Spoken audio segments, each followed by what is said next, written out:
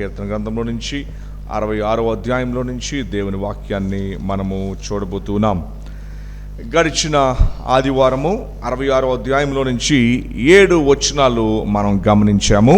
66వ అధ్యాయము మరి దావీదు కీర్తన కాదు, 50వ కీర్తన తర్వాత నెక్స్ట్ దావీదు కీర్తన కానిది ఈ 66వ కీర్తన. దావీదు గారు 73 రాశారు. 150 కీర్తనలో కొరహు కుమారులు సొలొమోను, మోషే మరికొన్ని కీర్తనలు రాయడము మనం చూస్తూ ఉన్నాం. ఈ 66వ కీర్తన మరి అన్నోన్ ఆథర్గా ఉన్నారు.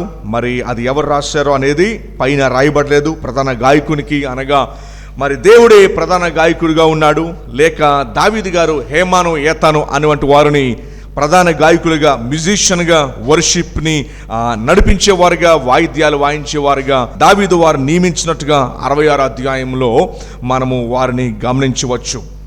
ఓకే, సో అంచేత 66వ అధ్యాయము పోయిన వారంలోనే జ్ఞాపకం చేసినట్టుగా ఈ 66వ అధ్యాయము మరి గ్రీక్ చర్చు ఫస్ట్ దీన్ని ఏమని రికగ్నైజ్ చేశారు అంటే, గ్రీక్ చర్చు మరి అన్యులందరూ కూడా 66వ అధ్యాయము మొదటి వచనం కనుక మనం చూసినప్పుడు మొదటి లైన్లో ఈ రీతిగా రాయబడి ఉంది, సర్వలోక నివాసులారా అనే మాటని జ్ఞాపకం చేస్తున్నాడు.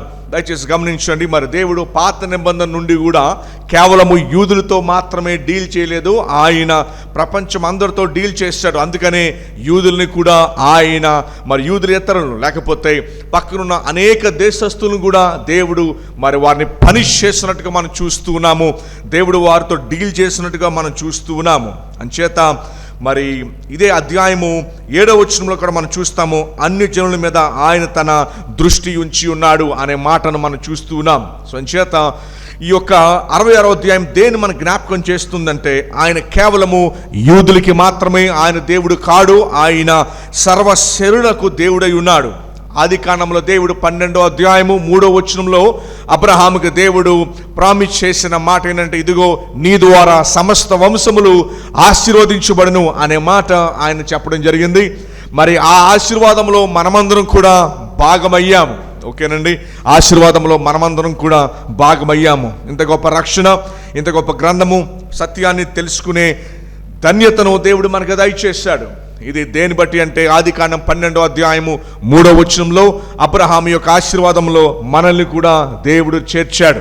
గలతీయులకు రాసిన పత్రికలో కూడా మనం చదువుతాము, అబ్రహాము యొక్క శారీరక సంబంధులు మాత్రమే కాదు, ఆయన యొక్క బిడ్డలుగా మరి ఆత్మీయ సంబంధులైన మనము, భారతీయులుగా ఉన్న మనమందరము కూడా ఆయన యొక్క సంతానమైన జ్ఞాపకం చేస్తూ on resurrection Sunday, Easter Sunday రోజున మరి ఆది సంఘము గ్రీక్ సంఘముగా ఎక్కువగా ఉన్నది. యోహాను గారు ఆయన సువార్తను కూడా మరి గ్రీక్ చర్చ్కి ఆయన రాశాడు. గ్రీకులు ఉన్న సంఘానికి ఆయన రాశాడు. సో ఆ గ్రీక్ చర్చ్ రిజాయిస్ అయ్యారు, సంతోషించారు, ఆనందించారు. ఈరోజు మరి మనము కూడా యూదులు కాని వారము, అన్యులము లేకపోతే భారతీయులము ఈ బాధ్యత లేకపోతే ధన్యతను మనల్ని కూడా గ్రహించమని ఈ 66వ కీర్తన మనకి బోధిస్తూ ఉంది, మనకు నేర్పుతూ ఉంది. గమనించండి, యూదులు చాలా స్ట్రాంగ్గా బిలీవ్ చేశారు. ఏమని అంటే, ఈ రక్షణ కేవలం మాకు మాత్రమే. అందుకనే పేతురు కొర్నేలి ఇంటికి వెళ్ళినప్పుడు అక్కడున్న శిష్యులందరూ కూడా ఈయన మీద కంప్లైంట్ చేశారు, నువ్వు ఎట్లా వెళ్తావు, హౌ కెన్ యూ గో, అన్యుల ఇంటికి నువ్వు ఎట్లా వెళ్తావు అని చెప్పి ఆయన మీద చాలా కంప్లైంట్ చేశారు. అప్పుడు వెంటనే పేతురు జ్ఞాపకం చేస్తారు, ఇదిగో పరిశుద్ధాత్మ దేవుడు వారి మీదకి రావడము, వారందరూ బాప్తిసం తీసుకోవడము. 66వ కీర్తనలో దేన్ని బట్టి మనం రిజాయిస్ అవుతాము అంటే, గమనించండి, ప్రపంచంలో ఉన్న ప్రతి ఒక్క తెగ, ప్రతి దేశము, ప్రతి వారు కూడా ఈ ప్రభువుని ఆరాధిస్తూ స్తుతిస్తూ ఉన్నారు. ఆయన మరి సర్వశరీరులకు దేవుడిగా ఆయన ఉన్నాడు.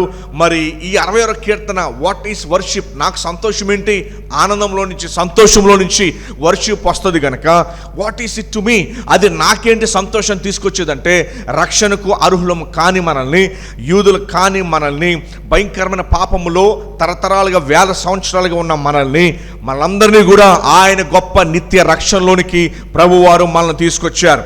అంచేత 66వ కీర్తన ఏమి ఎంకరేజ్ చేస్తుందంటే, లోకంలో ఉన్న యూదులు కాని వారిని, అన్యులందరినీ అనగా భారతీయులుగా మనందరినీ కూడా ఈ 66వ కీర్తన ఎంకరేజ్ చేస్తుంది.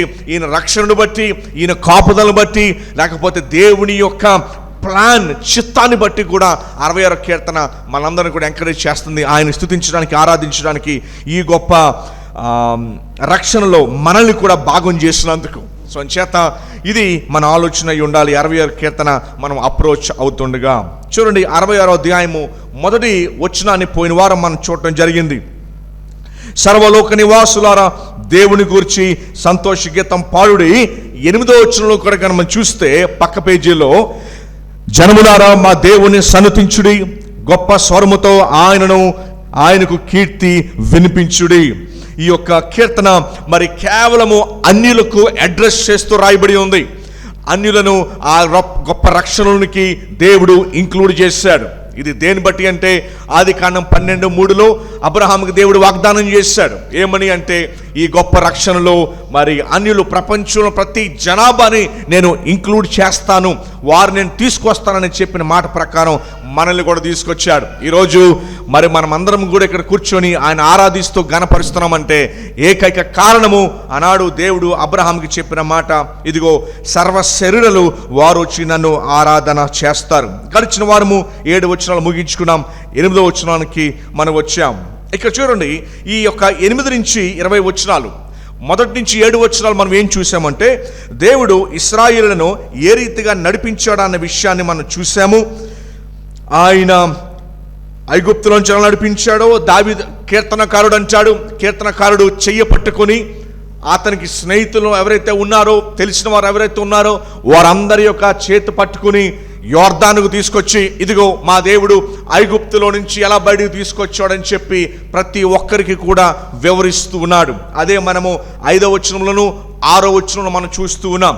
తర్వాత 8వ వచనం నుంచి 20వ వచనం వరకు ఈరోజు వాక్య భాగంలో మనం ఏం చూడబోతున్నామంటే, దేవుడు తన ప్రజలను ఐగుప్తులో నుంచి తీసుకొచ్చిన తర్వాత ఏ రీతిగా నడిపించాడు. గమనించండి, ఈ కీర్తనకారుడు బహుశా 1950 సంవత్సరంలో జీవిస్తూ ఉండగా ఇశ్రాయేలీయులు ఐగుప్తులో నుంచి బయటికి వచ్చి దాదాపు 500 సంవత్సరాలు అయ్యింది. ఈ 500 ఇయర్స్లో కూడా దేవుడు మమ్మల్ని ఎట్లాగా నడిపించాడన్న విషయాన్ని జ్ఞాపకం చేస్తున్నాడు. ఎందుకు అంటే, మోషే తర్వాత యెహోషువ నడిపించాడు ఇశ్రాయేలును. యెహోషువ తర్వాత 380 సంవత్సరాలు న్యాయాధిపతులు ఇశ్రాయేలులను నడిపించారు. దాని తర్వాత సౌలు, దావీదు, సొలొమోను, యెరోబాము 18 మంది రాజులను మనం చూస్తాము మలాకి గ్రంథం వరకు. అయితే మరి ఇశ్రాయేలును ఐగుప్తు నుంచి బయటికి తీసుకొచ్చిన తర్వాత దేవుడు మమ్మల్ని ఎలాగా నడిపించాడు అన్న విషయాన్ని 8వ వచనం నుంచి మనం కిందకి చూస్తాం. అయితే ఈ యొక్క 2వ భాగంలో చాలా ఇంట్రెస్టింగ్ విషయం మనం ఏం చూస్తామంటే, దేవుడు ఇశ్రాయేలును ఈజీగా నడిపించలేదు. ఈరోజు సంఘముగా మనం నేర్చుకోవాల్సిన పాఠం ఏంటంటే, దేవుడు ఇశ్రాయేలులను ఈజీగా నడిపించలేదు. ఇశ్రాయేలీయులు బహుశా ప్రపంచ చరిత్రలో వారు వెళ్ళిన శ్రమలు బహుశా ప్రపంచ చరిత్రలో ఏ దేశం కూడా వెళ్ళలేదు. మీ అందరూ తెలుసు, 1940వ సంవత్సరంలో అడోల్ఫ్ హిట్లరు 60 లక్షల యూదులను కేవలము కొన్ని నెలల వ్యవధిలోనే యూరోప్లో పోలాండ్ లాంటి దేశంలోను, జర్మనీ లాంటి దేశంలోను, ఆస్ట్రియా లాంటి ఈ 3 దేశాల్లో వారి కొరకు పెద్ద పెద్ద కుక్కర్లను ఏర్పాటు చేసి యూదులందరినీ కూడా అందులోకి తోసి కుక్కర్లో బాయిల్ చేసి వారిని చంపేశాడు. సో యూదులు మరలా 1948వ సంవత్సరంలో వారికి స్వతంత్రం ఇచ్చినప్పుడు, బ్రిటిష్ దేశం వారికి ఫ్రీడమ్ ఇచ్చినప్పుడు వాళ్ళందరూ కూడా ఆ దేశానికి వెళ్ళిన తర్వాత వారికి ఈ రోజు దాకా ఎప్పుడు కూడా యుద్ధాలు లేకుండా లేవు. ఇప్పుడు కూడా మనం చూస్తూ ఉన్నాం, రైట్ నౌ మిడిల్ ఈస్ట్లో యుద్ధం జరుగుతూనే ఉంది. 1967లో 6 డే వార్ అని పిలుస్తారు. ఈజిప్టు, సిరియా, దాని పక్కన లెబనాను, ఈ 3 దేశాలు కలిపి దాడి చేస్తున్నాయి. ఈరోజు మనం చూడబోయే అంశం ఏంటంటే, ఇక్కడ కీర్తనకారుడు అంటున్నాడు, దేవా మేము ఎంత శ్రమలో మమ్మల్ని పెట్టాలో అంత శ్రమలో కూడా మమ్మల్ని పెట్టిస్తావు. చూడండి ఇది చాలా ఇంట్రెస్టింగ్ లోతైన పాయింట్ మనం అర్థం చేసుకోవాలి. చర్చ్గా ఇశ్రాయేలును దేవుడు ఎంత శ్రమలో పెట్టాలో అంత శ్రమలో పెట్టాడు. ఆ శ్రమలో నుంచి తీసుకెళ్తూనే ఉన్నాడు. ఈవెన్ రైట్ నౌ కూడా వారు బహుశా ఈ దేశం ఎదుర్కొంటున్న యుద్ధాలు ప్రపంచంలో ఏ దేశం ఎదుర్కోలే. అసలు వాళ్ళు పుట్టిందే యుద్ధం చేయడానికి అన్నట్టు ప్రతి ఇశ్రాయేలులో ఆడవారు కానీ మగవారు కానీ ప్రతి ఒక్కరూ 2 సంవత్సరాలు ఖచ్చితంగా ఆర్మీలో సర్వ్ చేయాలి. అది పక్కా రూలు. ఎందుకు అంటే అవసరమైతే గన్ను పేల్చడము, అవసరమైతే యుద్ధం చేయడం కాంబాట్ అని అంటారు. అవసరమైతే యుద్ధం చేయడము ఎవరికైనా వచ్చు. వారు ప్రతి ఒక్కరూ 2 ఇయర్స్ ఎందుకు ఆర్మీలో ఉంటారు అంటే their life was not easy. వారి జీవితము సింపుల్గా ఈజీగా దేవుడు తీసుకువెళ్ళడా. 8 నుంచి 20 వచనాల్లో మనం ఏం చూస్తామంటే వారి లైఫ్ వాస్ నాట్ ఈజీ. అలానే ఒక పిలిగ్రిమ్ లేకపోతే విశ్వాస యాత్రికుడిగా పిలువబడుతున్న విశ్వాస జీవితం కూడా ఈ భూమి మీద ఈజీ ఏం కాదు. అయినను గొప్ప ఆశీర్వాదం దీవెన 20 వచనంలో మనం చూస్తాము. అదేంటంటే దేవుడు నా ప్రార్థనను త్రోసివేయలేదు, నా యొద్ద నుండి తన కృపను తొలగింపలేదు. ఇక్కడ కీర్తనకారుడు దేని బట్టి సంతోషిస్తాడు అంటే దేవుడు నా ప్రార్థన ఆలకించినందుకు కాదు. దేని బట్టి సంతోషిస్తాడంటే ఆయనకి నాకు అసలు సంబంధము, తెగిపోని సంబంధము, నిత్య సంబంధం ఉన్నందుకు ఆయన సంతోషిస్తూ ఉన్నాడు. ఈరోజు వర్షిప్ ఆరాధనకు వచ్చిన మనము దేని బట్టి మనం సంతోషించాలంటే ఈ కీర్తనకారుడు జ్ఞాపకం చేస్తున్నాడు, దేవునికిని మనకిని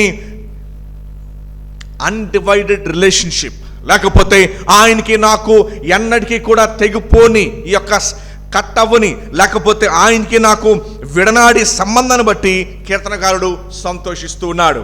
8వ వచనం నుంచి మనం చదువుకుందాం. చూడండి, 8వ వచనంలో మరలా మొదటి వచనంలో పిలిచినట్టే మరలా పిలుస్తున్నాడు. మొదటి వచనంలో పిలుస్తున్నాడు. ఏమని పిలుస్తున్నాడు? జనములారా మా దేవుని సన్నుతించుడి. సో కీర్తనకారుడు కేవలము తను మాత్రమే దేవుని ఆరాధన చేయట్లేదు, తనతో పాటు ఉన్న వారు అందరిని కూడా పిలుస్తూ ఉన్నాడు. ఏమని? జనములారా మా దేవుని సన్నుతించుడి. జనరల్గా సండే మార్నింగ్ మనం మాత్రమే మనం చర్చికి వచ్చేస్తాం కదా. అయితే ఈ యొక్క వచనము మీకోసమే. జనములారా మా దేవుని సన్నుతించుడి, గొప్ప స్వరముతో ఆయనకు కీర్తి వినిపించుడి. సో సండే వర్షిప్ కేవలము మనం మాత్రమే వెళ్ళి సండే చర్చ్లో కూర్చొని ఆయన్ని వర్షిప్ చేసే వారముగా ఉండకూడదు.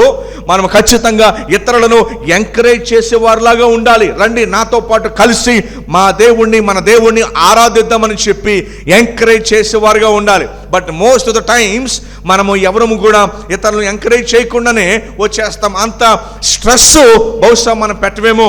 ఎందుకంటే చాలా సందర్భాల్లో అసలు మనం రావడమే ఇబ్బంది అయినప్పుడు మరి ఇతరులను, జనములారా ఇతరులను ఎలాగా ఆయన్ని వర్షిప్ చేయడానికి లీడ్ చేయగలము? How can we bring others?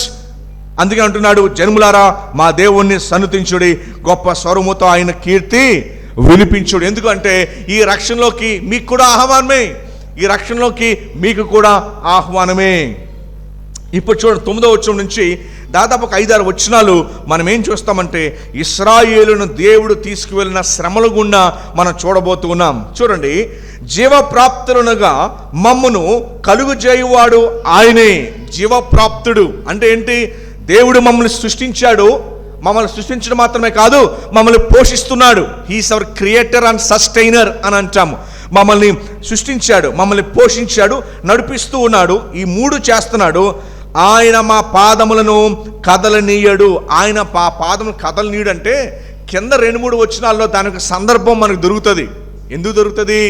ఇశ్రాయేలులను దేవుడు భయంకరమైన శ్రమ గుండా తీసుకువెళ్ళినప్పటికీ కూడాను దేవుడు వారిని విడిచిపెట్టలేదు.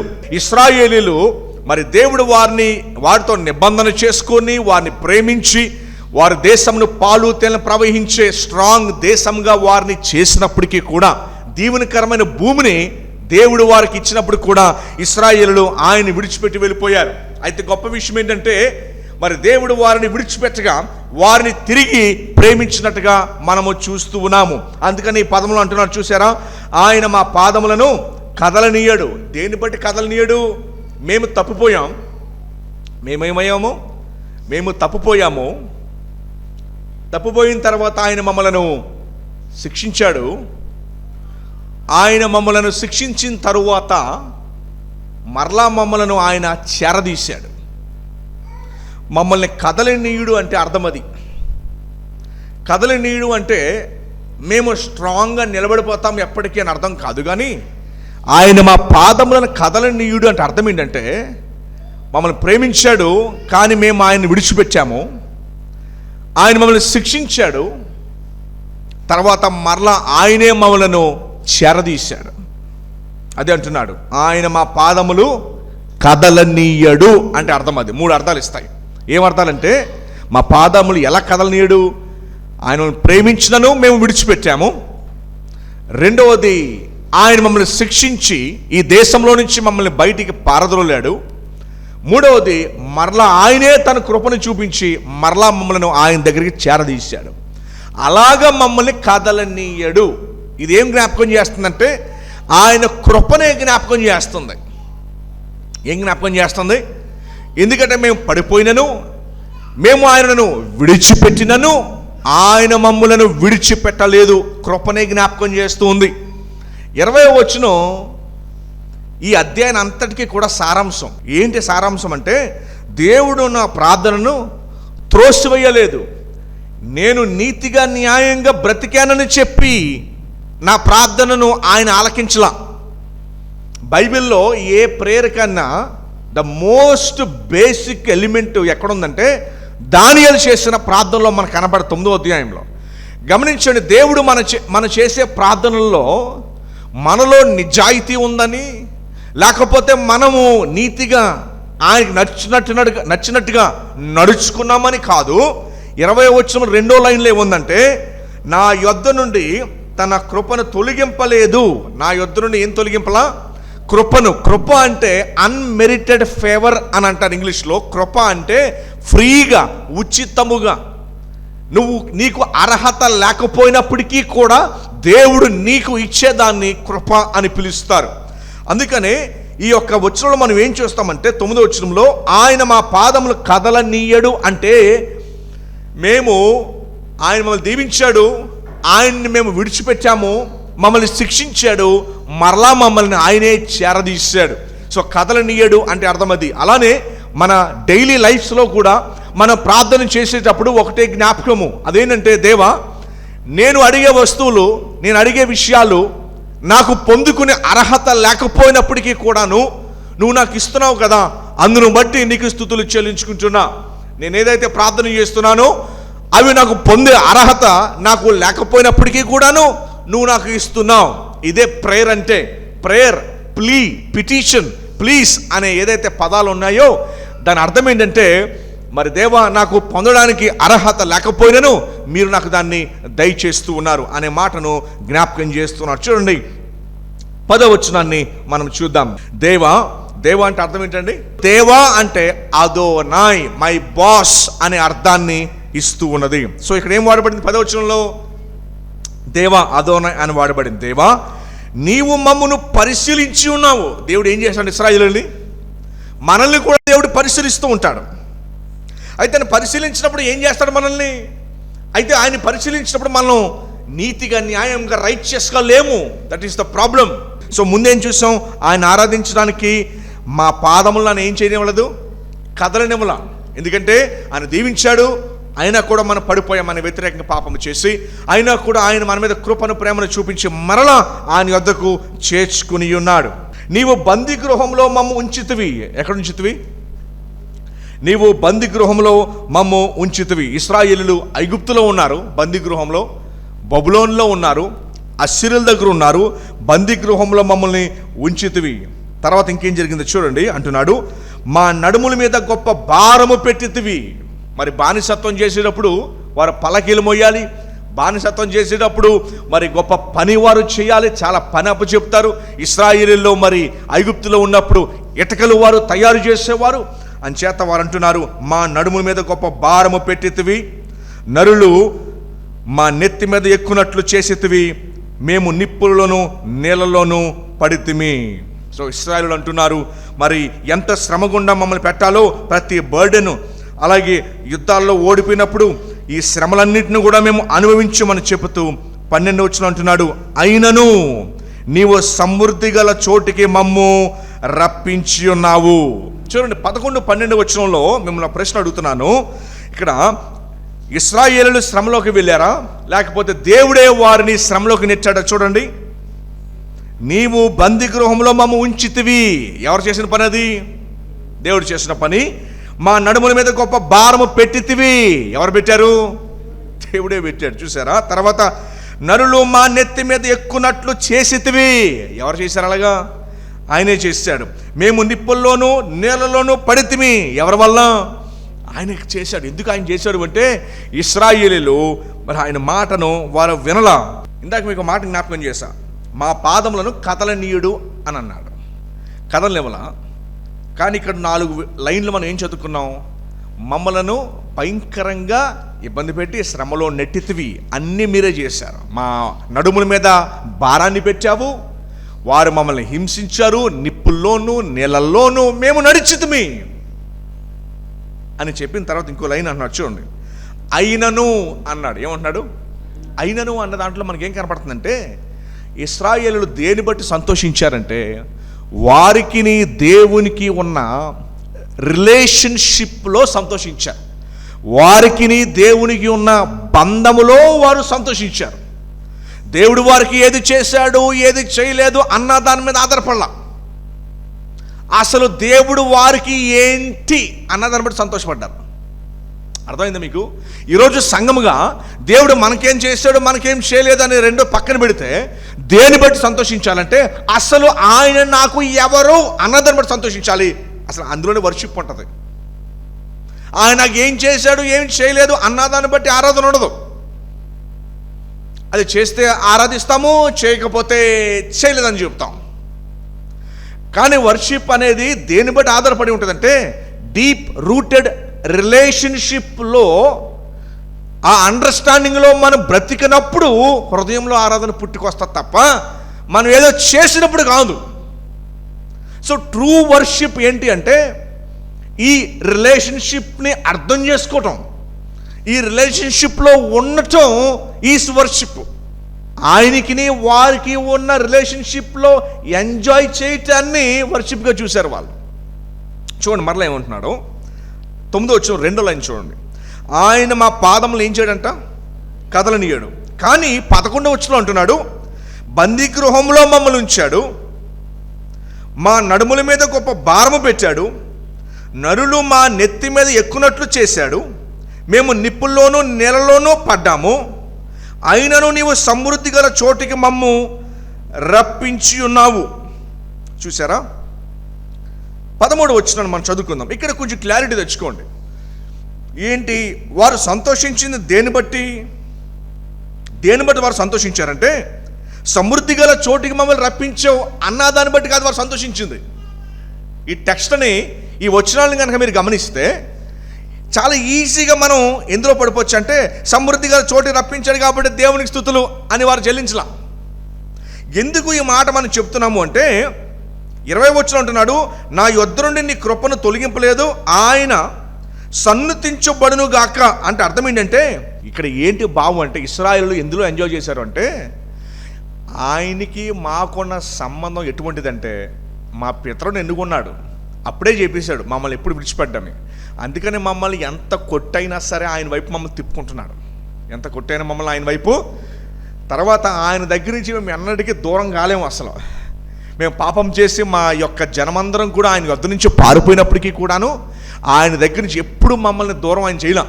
గొప్ప విషయం ఏంటంటే ఆయన మా మీద చూపించిన ప్రేమ కృప అది చాలా గొప్పది అనే మాటలో వారు సంతోషిస్తున్నారు. తర్వాత చూడండి ఏమనుందో 13వ వచనం. అయితే వారు ఏం చేశారు చూడండి, దహన బలులను తీసుకొని నేను నీ మందిరంలోనికి వచ్చేదను. దహన బలులు దేని జ్ఞాపకం? ఇశ్రాయేలులో చాలా బలులు ఉన్నాయి, కృతజ్ఞత బలులు ఉన్నాయి, థ్యాంక్స్ గివింగ్ ఆఫరింగ్స్ ఉన్నాయి, చాలా ఉన్నాయి. దహన బలి అనే దేని అర్థం చేస్తుందంటే ఇక మీదట దేవా ఇంకో ఈ బలి ఇస్తూ ఉన్నాను, నేను నీకు సంబంధిని. కాన్సిక్రేట్ అనే పదాన్ని వాడతారు ఇంగ్లీష్లో. కాన్సిక్రేట్ అంటే నీ కొరకు మాత్రమే నేను సెపరేట్ చేసుకున్నా నన్ను నేను అని చెప్తున్నాడు. దహన బలులను తీసుకుని నేను నీ మందిరంలోనికి వచ్చేదను. నాకు శ్రమ కలిగినప్పుడు నా పెదవులు పలికిన మొక్కుబడులను, నా నోరు వచించిన మొక్కుబడులను నేను నీకు చెల్లించెదను. బాప్తిసం తీసుకున్నాడు, దేవునికి మనం చెప్పాము ఏమని, దేవా ప్రతి ఆదివారం ప్రభురాత్రి భోజనంలో పాల్గొంటాము, సహవాసము, ప్రార్థన, అపోస్తుల బోధ, ఏదైతే పేతురు చేయమని చెప్పాడో, కుర్చీకి 4 కాళ్ళు ఎలాగైతే ఉంటాయో పేతురుని అడిగారు. పేతురు ఇప్పుడు మేము ఏమి చేయాలి అని పేతురుని అడగగానే పేతురు 4 విషయాలు చెప్పాడు. ప్రతి ఆదివారము అపోస్తుల బోధ యందును, ప్రతి ఆదివారము సహవాసం యందును, రొట్టె విరుచుడు యందును, 4వది ప్రార్థన యందును. ఈ 4 విషయాలు ఒక క్రిస్టియన్ విశ్వాసి దేవుని సన్నిధిలో ప్రమాణము చేసినట్టుగానే ఈ 4 ప్రతి ఆదివారము కూడా నేను చేస్తాను, మానక నేను దీన్ని పార్టిసిపేట్ చేస్తాను అని చెప్పినట్టే. సో 14వ వచనంలో మనకున్న మొక్కుబళ్ళు ఇవే. వారు ఏమర్పించారు? దహన బలులు అర్పించారు, తర్వాత రకరకాల బలులు అర్పించారు, థ్యాంక్స్ గివింగ్ ఆఫర్లు, చాలా ఉన్నాయి. కానీ ఇప్పుడు మనం ఆఫర్ చేసేది ఏంటంటే సండే మార్నింగ్ ఆయన సన్నిధికి వచ్చి ఆయన అర్థం చేసుకుంటూ ఆరాధించడము. ఎందుకంటే 66వ కీర్తన ఏం బోధిస్తుంది? ఎలాగూ ఆయన్ని ఆరాధన చేయము. 3వ వచనంలో మీకు జ్ఞాపకం ఉందా? ఏమనుందో? ఎలాగూ ఆయన్ని ఆరాధన చేయము. ఎలా పడితే అలా కాదు, నచ్చినట్టుగా కాదు, తోచినట్టుగా కాదు. ఆయన్ని ఆరాధన ఎలా చేయాలో గైడ్ లైన్స్ బైబిల్ ఇస్తూ ఉంది. దేవుడు ఇగ్నోరెంట్ ఆరాధికులను ఇష్టపడడు. ఆయన గురించి ఎరగక, ఆయన గురించి ఏమీ తెలియకుండా ఆయన ఎలా ఆరాధన చేస్తాము? ఒక వ్యక్తి గురించి గొప్పగా మాట్లాడాలి అంటే కనీసం ఆ వ్యక్తి గురించి కొంచెం ప్రిపేర్ అవుతాం. ఎవరైనా మహాత్మా గాంధీ గారి గురించి స్పీచ్ ఇవ్వాలంటే కాసేపు మహాత్మా గాంధీ గారి గురించి ప్రిపేర్ అవుతాం. అదే రీతిగా దేవుని గురించి మనం ఆరాధించాలి అంటే ఆయన గురించి కొంచెం మనకు తెలియాలి వాక్యం ద్వారా. అందుకని ఆరాధన వాక్యం అనంతరము మనం వర్షిప్ ఎందుకు చేస్తామంటే ఇదే కారణం. So that we will know him. ఆయన మనం తెలుసుకోవడము చాలా ప్రాముఖ్యము. ఆయన గురించి తెలుసుకోవటం దేవుడు ఆకాశంలో దర్శనాల ద్వారా పెట్టలేదు, కానీ ఆయన గురించి తెలుసుకోవడము 66 పుస్తకాల్లో నుంచి దేవుడు మనకి తెలియజేస్తూ ఉన్నాడు సమాచారం అంతటిని. అందుకని ఈ 66వ అధ్యాయం మనకి ఏం నేర్పుతుంది అంటే ఆయనను ఇలాగూ ఆరాధన చేయండి. ఎలాగా? By knowing him. అంతే. ఎలాగా? By knowing him. ఆయనను తెలుసుకోవటం ద్వారానే మనం ఆరాధన చేయగలము. అందుకనే నీ దేవుని యెహోవాను ఎలా సేవించాలి? ఇంగ్లీష్లో ఏమని ఉంటుందంటే విత్ యువర్ మైండ్ అని కూడా ఉంటుంది. ఏమని ఉంటుంది? పూర్ణ ఆత్మతోనూ, పూర్ణ బలముతోనూ, పూర్ణ మనస్సుతో. మైండ్ని దేవుడు వాడమన్నాడు. దేవుడు ఇస్ గాడ్ ఆఫ్ ఇంటెలిజెన్స్. సృష్టిని పైకి చూసినప్పుడు డిజైన్ కనపడుతుంది. ఏమండి? ఏం కనపడుతుంది మనకి? గొప్ప ఇంటెలిజెన్స్ కనపడుతుంది. ఓకేనా? ఆ గ్రాండ్ డిజైన్ మనకు కనపడుతుంది. సో అంచేత ఈ 66వ కీర్తన అన్యులైన మనల్కి ఏమి నేర్పిస్తూ ఉందంటే ఖచ్చితంగా ఆయన్ని ఎరిగి తెలుసుకుని ఆరాధన చేయమని మన జ్ఞాపకం చేస్తున్నది. చూడండి 15వ వచనానికి వద్దాం. పొట్టెలను, ధూపమును, క్రొవ్విన గొర్రెలను తీసుకుని నీకు దహన బలులను అర్పించేదను, ఎద్దులను, పోత మేకలను అర్పించేదను. మరి పాత నిబంధనలో దేవుడు ఈ రీతిగా చెప్పాడు, ఇలాగా మీరు అర్పించండి అని. మరి నూతన నిబంధనకు వచ్చిన మనము మన శ్రేష్టమైనవి మన దేవునికి అర్పించవలసిన వారమై ఉన్నాం. మనకున్న శ్రేష్టమైనది ఏంటి? మన హృదయమే, మన ఆలోచనలు, మన సమయము. మీ జీవితంలో ఏది శ్రేష్టమైందో అది దేవునికి మనం అర్పించవలసిన వారమే ఉన్నాం. కొంతమందికి డబ్బులు అవుతాయి, కొంతమందికి సమయం అవుతుంది, టైం. అలా నీ విలువైంది దేవుడు అడుగుతూ ఉన్నాడు. నీకు మనీ విలువైందా? నీకు టైం విలువైందా? కొంతమందికి ఫ్యామిలీ విలువైంది ఉంటుంది. ఓకే, ఒక్కొక్కరికి ఒకటి విలువైంది ఉంటుంది. కొంతమంది టైం విలువ చేయరు, కొంతమంది మనీని విలువ చేయరు. అదే ఏది విలువైందో దేవుడు దాన్ని అడుగుతూ ఉన్నాడు. ఈ 15వ వచనం దేని గురించి మాట్లాడుతుంది? విలువైనవి వారు అర్పించారు. సో వాట్ ఈస్ నీ జీవితంలో విలువైంది ఏంటి? చాలామంది మనీ ఇచ్చి సంతోషపడతా ఉంటారు, నేను ఇచ్చేసాను. But what is more valuable in your life అనేది దేవుడు అర్పించమంటూ ఉన్నాడు. 16వ వచనం. దేవుని యందు భయభక్తి కలవారలారా మీరందరూ వచ్చి ఆలకించుడి, ఆయన నా కొరకు చేసిన కార్యములను నేను వినిపించేదను. సో దేవుడు మనకు చేసిన కార్యములు ఖచ్చితంగా వివరించినప్పుడు ఆయన గణపరచబడతాడు. 17వ వచనం. ఆయనకు నేను మొరపెడితిని, అప్పుడే నా నోట శ్రేష్టమైన కీర్తన ఉండెను. 18వ వచనం. నా హృదయంలో నేను పాపమును లక్ష్యము చేసిన ఎడల, నా హృదయంలో నేను పాపమును అంటే నా పాపమును తలంచుకుంటే గనక ప్రభువు నా మనవి వినకపోవును. కానీ విషయం ఏంటంటే దావీదు తన మనసులో పాపమును తలంచుకున్నాడు.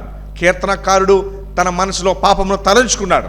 ఎందుకంటే ఏ భేదము లేదు, అందరూ పాపం చేశారు అని దేవుని వాక్యం చెప్తుంది కనుక. మరి వారు హృదయంలో పాపమును తలంచుకున్నప్పుడు కూడా దేవుడు వారి మనవిని ఆలకించాడు. దీన్ని బట్టి 20వ వచనంలో అంటున్నాడు, నా యొద్ద నుండి తన కృపను తొలగింపలేదు. 19వ వచనం చూడండి. నిశ్చయముగా దేవుడు నా మనవి అంగీకరించి ఉన్నాడు, నా విజ్ఞాపన ఆలకించి ఉన్నాడు. ప్రార్థనలో మోస్ట్ ఇంపార్టెంట్ థింగ్ ఏంటంటే నేను అడుగుతున్న విషయాలు, నేను అడుగుతున్నవి నాకు పొందుకునే అర్హత నాకు లేనప్పటికీ కూడా దేవుడు నేను అడిగినవి నాకు ఇచ్చాడు. అందును బట్టి దేవునికి వందనాలు. ఏమండి? సో దేన్ని బట్టి మనము ఆయన్ని ఘనపరిచి థ్యాంక్ యూ చెప్పాలి అంటే, దేవా నేను అడుగుతున్న విషయాలు నేను పొందుకోవడానికి నాకు అర్హత లేకపోయినప్పటికీ కూడాను నీవు అవి నాకు ఇచ్చినందుకు నీకు నేను థ్యాంక్ యూ చెప్తూ ఉన్నాను. సో 66వ అధ్యాయంలో మనం దేన్ని బట్టి ఆయన ఆరాధించి స్తుతించాలి అంటే, ఆ రక్షణలో మనల్ని కూడా భాగం చేసుకున్నాడు. అన్యులైన మనలను దేవుడు భాగం చేసుకున్నాడు. అంత మాత్రమే కాదు, ఆయన గ్రంథాన్ని ఇచ్చాడు, రక్షణ ఇచ్చాడు, ఆయన వాక్యాన్ని ఇచ్చాడు, సత్యాలను ఇచ్చాడు. లోకాన్ని ఎలా చూడాలో పర్స్పెక్టివ్ అని అంటారు. లోకాన్ని ఎలా చూడాలో వాక్యం ద్వారా జ్ఞానాన్ని మనకి ఇచ్చాడు, వాక్యపు కలద్దాలు మనకి ఇచ్చాడు. లేదంటే మన సొంత ఆలోచనలను లోకపు ఆలోచనతో మన లోకాన్ని చూస్తాము. అది దేవుడి గొప్ప వాక్యపు కలద్దాలు, బైబిల్ కలద్దాలు మనకి దయచేశాడు. అట్లానే మనల్ని పరీక్షించి మనల్ని శుద్ధి చేశాడు. అయితే గొప్ప విషయం ఏంటంటే, ఆయన మనల్ని చూసినప్పుడు మనము రైచియస్గా, నీతిగా లేనప్పటికీ కూడా ఆయన కృపను మన మీద చూపించాడు. ఉచితంగా, ఫ్రీగా మన మీద చూపించాడు. అందును బట్టి 66వ కీర్తనలో మనం ఆయన ఆరాధించాలి. ఏమనంటే, దేవా నాకు అర్హత లేదు, అయినా నువ్వు నాకు ఇచ్చిన దాన్ని బట్టి నీకు స్తుతులు చెల్లిస్తూ ఉన్నా. రక్షణ విషయంలో అర్హత లేదు, ప్రార్థన చేసి పొందుకునే విషయంలో నాకు అర్హత లేదు. నేను నీ కృపను బట్టి నేను సంతోషిస్తూ ఉన్నాను. నీ కృపను నా యొద్ద నుంచి నువ్వు తీసివేయనందుకు నీకు వందనాలు. అన్నిటికీ మించి నేను తప్పు చేసినప్పుడు నన్ను పక్కకు దోసేయకుండా నువ్వు నన్ను మరలా నీ వద్దకు తెచ్చుకున్నావే, అందును బట్టి మీకు స్తుతులు చెల్లిస్తూ ఉన్నాం. ఓకేనండి. సో ఇవన్నీ కూడా మీ హృదయ జీవిత అనుభవాల్లో నుంచి మనం దేవునికి స్తుతులు చెల్లించాలి. వీటిని తలంచుకుని ఇవన్నీ నిజమే కదా, ఇవన్నీ నా జీవితంలో జరిగినాయి, నా లైఫ్లో జరిగినాయి అని చెప్పి వాటన్నిటిని గురించి మనము తలంచుకుంటూ ప్రభుని ఆరాధన చేద్దాం. అన్యులైన మనల్ని ఎన్నుకొని రక్షించాడు. రెండవదిగా, ఆయన రక్షించుకున్నా కూడా మనం ఆయనని విడిచిపెట్టి వచ్చేసాం. అయినా కూడా ఆయన కృపను మన మీద చూపించాడు. కృపను చూపించి మన ప్రార్థనలు అడిగినప్పుడు మన అర్హత లేకపోయినప్పటికీ కూడా మన ప్రార్థనలను ఆయనకు సమాధానం దయచేశాడు మనకి. ఇంకో గొప్ప విషయమైన చివరిగా 4వ విషయం, మనం చేసిన తప్పిదములు బట్టి ఇంకెందుకు ఇతనితో అని మనల్ని విడిచిపెట్టేయకుండా, పక్కకి తోసేయకుండా ఆ రిలేషన్షిప్ని ఆయన్ను బట్టి కంటిన్యూ చేశాడు. ఆయనను బట్టి మన బట్టి అయితే ఇంక వీడితో వేస్ట్, ఆయన విడిచిపెట్టేయాలి, ఆయన బట్టి కంటిన్యూ చేశాడు. ఈ 4 విషయాలను బట్టి ఆయన్ని మనము ఆరాధిద్దాం, ఘనపరచుదాం. 20వ కీర్తనలో అదే విషయాలు మనకి తెలియజేయబడుతూ ఉన్నది.